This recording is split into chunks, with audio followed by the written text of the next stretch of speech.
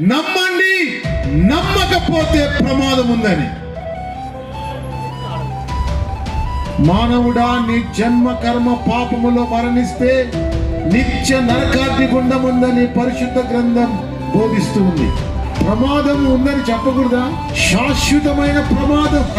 నేను యేసుక్రీస్తు నమ్ముతున్నాను. 16వ సంవత్సరం ఏ షరతుగా రాజీ పడకుండా ఆయనను అనుభవించా. 15 సంవత్సరాలు 24 గంటలు చదివా, తెలుసుకున్నా. బైబిల్లో రాయబడ్డది నేను చూచా.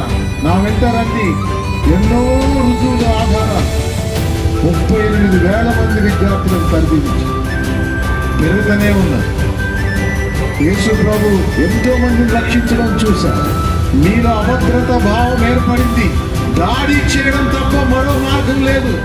హలో, చంపాలనుకుంటే గన్ ఇక్కడ పెట్టు, చావడానికి సిద్ధంగా ఉన్నా. నా పేరు పౌల్ పార్కర్.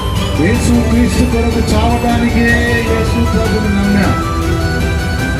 ఇండియా, భారతదేశమా, క్రైస్తవులు యేసు క్రీస్తు గురించి చెప్పేది చనిపోవటానికే, బ్రతకడానికి కాదు. ఆయనే చచ్చాడు నిన్ను బ్రతికించడానికి.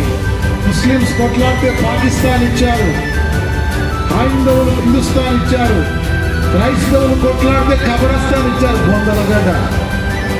బొందలగడ్డ ఏడుగురు బొందలగడ్డ. ఇటువంటి సమాధిని ఓడించి లేచారు యేసుక్రీస్తు. హల్లెలూయా. మేము ఇక్కడి వారము కాదు, అక్కడి వారం. మీరు కూడా మాతో పాటు పరదేశికి రావాలి. అదే శాశ్వతం.